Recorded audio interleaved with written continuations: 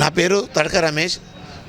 నాకు 2018లో కేంద్ర ప్రభుత్వం ద్వారా నేషనల్ అవార్డు రావడం జరిగింది మార్కెటింగ్లో, హ్యాండ్లూమ్ మార్కెటింగ్లో.